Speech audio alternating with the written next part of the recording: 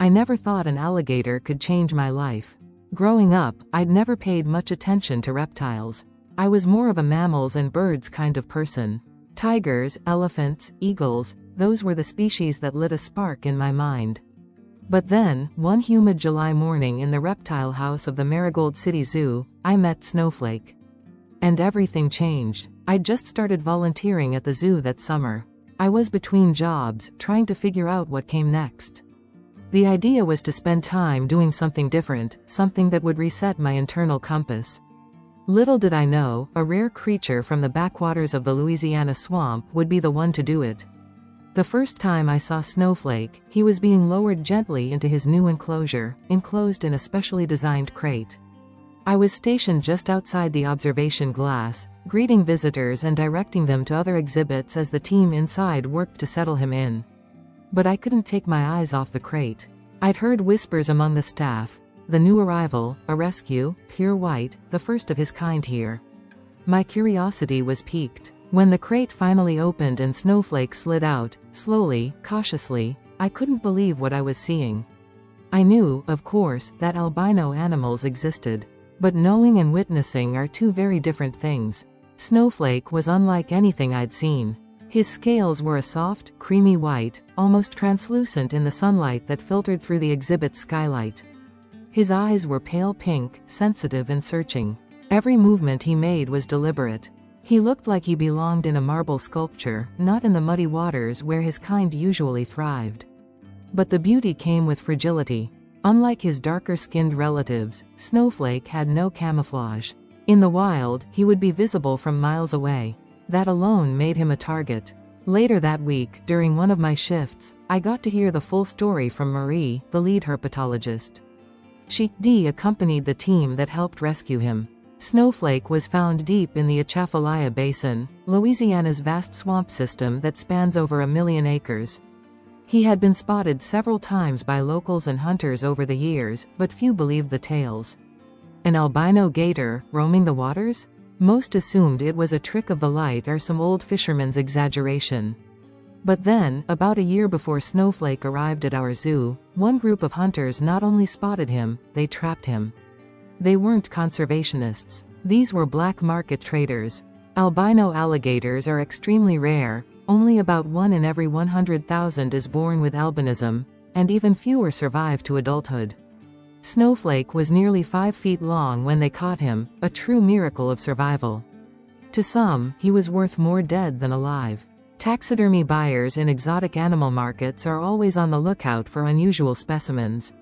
But fate, or maybe just luck, intervened.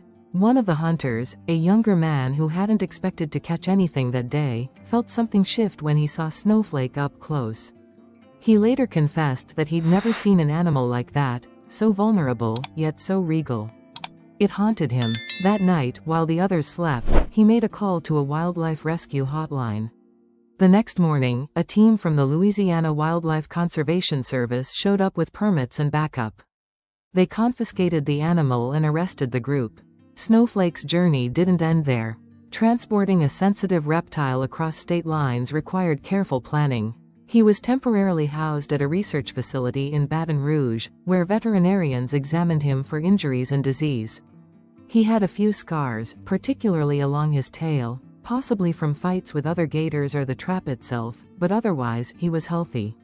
Malnourished and dehydrated, yes, but his vitals were surprisingly strong. And so, the decision was made. Snowflake would be transferred to Marigold City Zoo, where he'd be safe, properly cared for, and, most importantly, protected from those who saw him as nothing more than a price tag. When I heard the story, I was stunned. I remember looking at him, floating quietly beneath the surface of his private pond, lithe and calm, and wondering how he'd survived so long. Albino alligators are practically born with a target on their backs. Without natural pigmentation, they can't absorb sunlight properly, which affects their internal temperature regulation. They're prone to vision problems. In the wild, survival is brutal, especially for the different. But Snowflake was a survivor. Over the next few weeks, I began requesting more shifts in the reptile house. At first, I told myself it was because they needed the help, and maybe they did. But the truth is, I wanted to be around him. There was something magnetic about Snowflake, not just his appearance but his presence. He never snapped, never thrashed. He barely moved unless it was absolutely necessary. But he watched. He always watched. Visitors were drawn to him like moths to a lantern. Every day, I saw the same reactions, a pause, then a slow step closer to the glass. Parents leaned in to explain to their children what albino meant. Photographers waited patiently for the perfect shot. Elderly couples stared in quiet awe. But not everyone was kind. Some visitors made jokes, called him a freak, or speculated how much he would have been worth if the hunters had gotten away with it. Whenever I heard that, I felt a twinge of protectiveness rise up in me. Snowflake didn't know he was different. He was just trying to live. One morning, before the zoo opened, I arrived early and found Marie in the reptile house, adjusting a heat lamp in Snowflake's enclosure. We stood there for a while, just watching him rest. "I still can't believe he made it this far," she said softly. "Do you think he misses the wild?" I asked. Marie didn't answer right away. Then she said, "Maybe. But out there, he wouldn't have lasted. Here, he's safe. And that means he gets to live, not just survive." Her words stuck with me. That fall, we organized an educational event around reptile conservation. Snowflake was the centerpiece. His story became the framework for the entire exhibit: how rare animals can survive against impossible odds, how human intervention can sometimes do good, how protecting one life can inspire 1,000 others. That day, a group of schoolchildren came through. One boy, no more than 7, stood in front of Snowflake's enclosure for almost 10 minutes. He didn't talk, he just looked. When his teacher called him, he finally turned and said, "He's different. But that's why he's special." I smiled. He got it. Snowflake never asked for attention, never tried to be anything other than what he was. But in his silence, he taught us about strength, fragility, and the strange beauty of being different. That winter, I submitted a proposal to start a youth conservation program at the zoo. I called it Project Snowflake. The idea was simple: teach kids that being different isn't a weakness. It can be the very thing that makes you powerful. The administration loved it, and Snowflake kept swimming, kept watching, kept surviving. I'd often catch myself wondering about those early years of his life. How did he hide from predators? Did he have siblings? Did he ever feel safe before he was caught? I'll never know. But I do know this: from the moment he arrived at the zoo, Snowflake wasn't just another exhibit. He was a symbol, a reminder. And for me, he was a turning point. I came to the zoo searching for clarity. I found it in the pale, unwavering gaze of an alligator who'd refused to disappear. After Snowflake's arrival, the reptile house wasn't the same, and neither was I. I used to walk past those glass enclosures without a second glance, lumping all reptiles into a mental category labeled cold-blooded and boring. But when you spend enough time in quiet observation, your perspective shifts. You begin to notice subtleties: the deliberate blink of an eye, the slight lift of a snout when someone walks by, the elegant stillness, not laziness, but energy held in reserve. Snowflake didn't demand attention, he commanded it. I'd been volunteering for nearly 6 months when I first noticed how deeply his presence had changed the reptile house dynamic, not just among guests, but among staff. The keepers spoke of him with a gentleness that surprised me. Many had decades of experience with alligators, pythons, Komodo dragons. None had ever seen anything like him. Not just because he was albino, but because he carried himself like an animal that had known adversity and come through the other side, not unscathed, but unbroken. The exhibit was specially designed for his needs. His skin, lacking protective melanin, was vulnerable to UV damage. A custom light filtering canopy was installed to mimic his natural habitat but shield him from harmful rays. A system of heaters and water pumps maintained a precise temperature gradient in his pond. Everything was meticulously controlled, yet Snowflake seemed to bring his own sense of balance. Each morning, just before opening, I'd make my way past the other exhibits, past the dart frogs, the monitor lizards, the turtles resting under heat lamps, and head straight to him. Most days, he was partially submerged, just the top of his snout and those pale pink eyes above the surface. Waiting, watching. He sees everything, one keeper, Brian, told me during an early morning feeding. Most gators stay reactive, they move when there's a reason. Snowflake's proactive. He knows our routines. He anticipates. I believed it. I'd seen it myself. Feeding time was one of the few moments we saw Snowflake become truly animated. Unlike other alligators, who struck quickly, he moved with eerie precision. His jaws opened slowly, deliberately. He would often hover beneath a piece of fish for a second longer than necessary, almost as if considering it, before snapping it down in a controlled motion that made children gasp and adults step back involuntarily. But despite the attention, Snowflake never grew restless. He didn't pace or bang against the glass like some other animals did when they were bored or stressed. His days followed a rhythm of rest, movement, feeding, observation. There was an order to it. A calm. And yet, we knew he was not immune to the strain of captivity. One quiet afternoon in March, I arrived for my shift to find Marie and the vet techs crouched around the enclosure, monitoring him closely. Snowflake hadn't eaten for 3 days. His posture was low and rigid, his eyes dull. It sent a ripple of concern through the team. In the wild, gators can go weeks without food, but in captivity, changes in appetite can be early indicators of stress or illness. Marie decided to run full diagnostics. Blood work, imaging, a full physical. The process was delicate. Snowflake had to be sedated, lifted out of the pond with a team of 6 people, and kept under constant observation while the tests were performed. I wasn't part of the veterinary team, but I was allowed to observe from behind the barrier. Watching him out of water, his size surprised me again. By now he'd grown to nearly 6 feet. His scales, usually gleaming in the water, looked dry and vulnerable under the lights. His eyes stayed closed throughout, a side effect of the sedative, but it still unsettled me. The results came back clean: no infection, no parasites, no visible trauma. Depression, Marie said finally. It happens. Sometimes, after months of stability, something shifts internally. He might be reacting to the change in season, or sensing something we can't. Reptiles aren't simple. They feel things we don't fully understand. That hit me hard. Depression. In an alligator. I hadn't thought it was possible.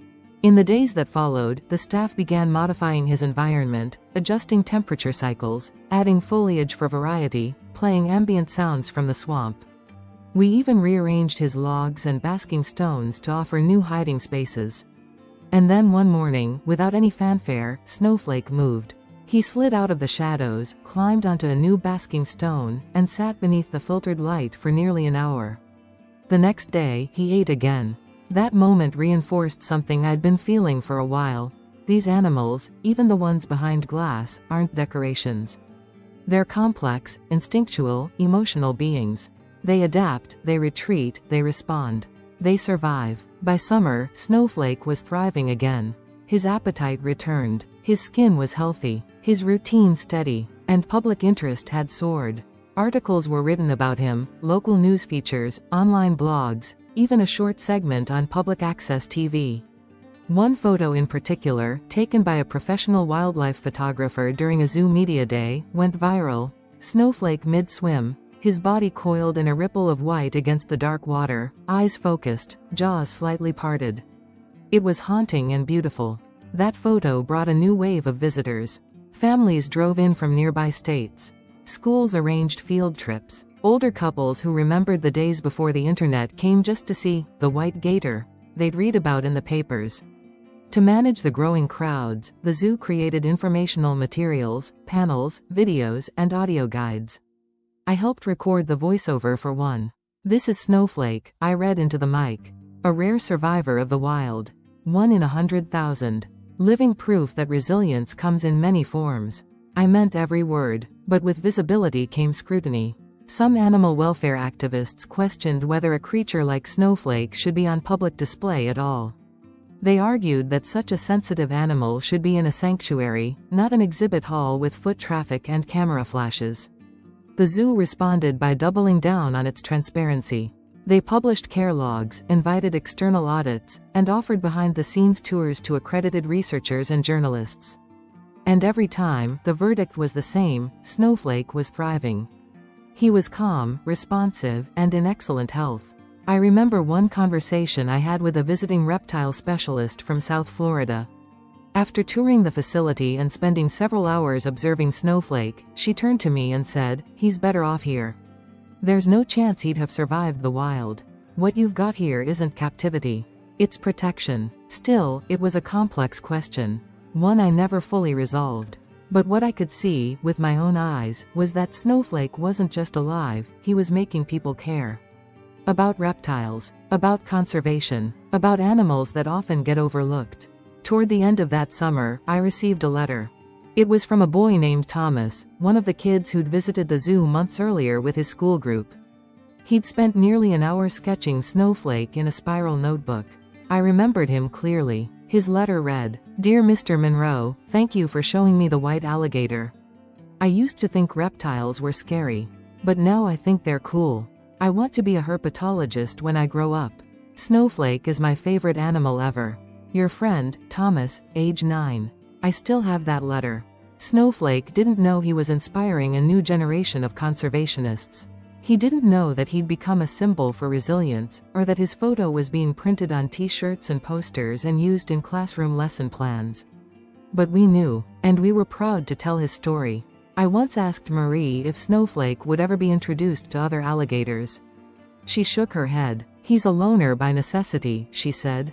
"Even a single nick or scratch from a fight could be dangerous for him.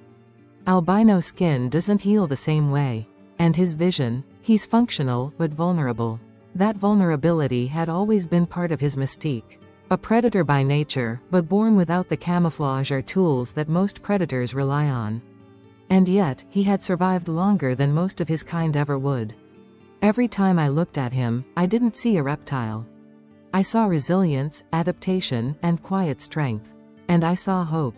The world didn't make room for Snowflake. He carved out his own place anyway.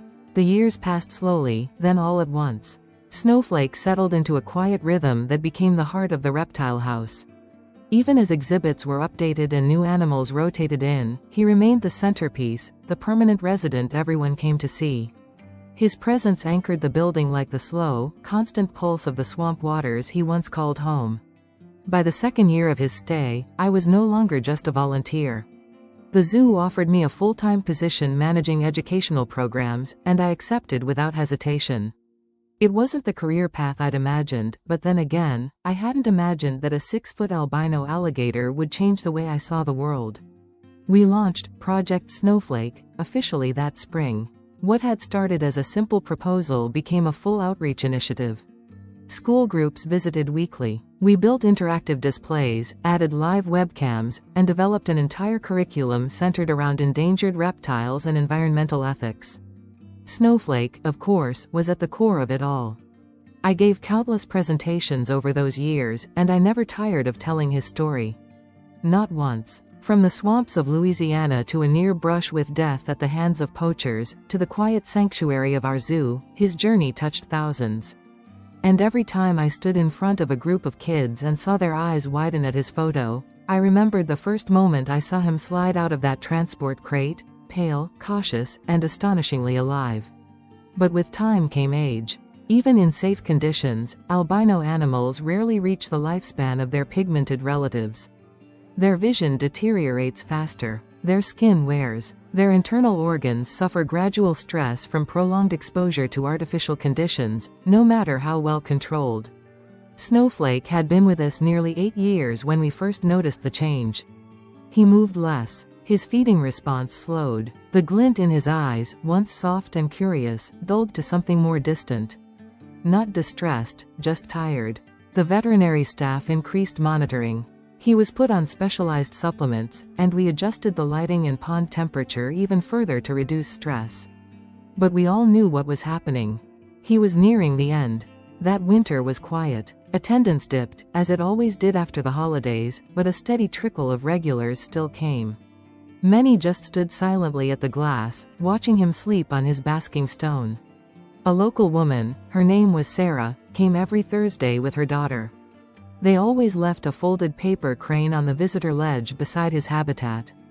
We never asked why. We just made sure they stayed there until the next week.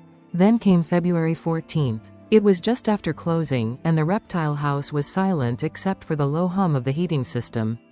I'd stayed late to finalize paperwork for a spring program when I saw Marie walk past my office window.